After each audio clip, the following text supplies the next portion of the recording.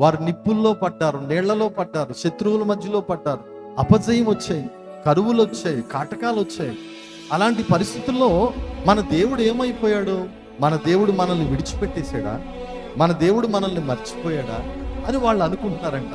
అలా అనుకుంటున్నావు నువ్వు కూడా? ఒక్కసారి ఆ యేసయ్య చేతిలో నువ్వు చేయి పెడితే నీవు చనిపోయిందాకా నీ చెయ్యిని విడిచిపెట్టడా.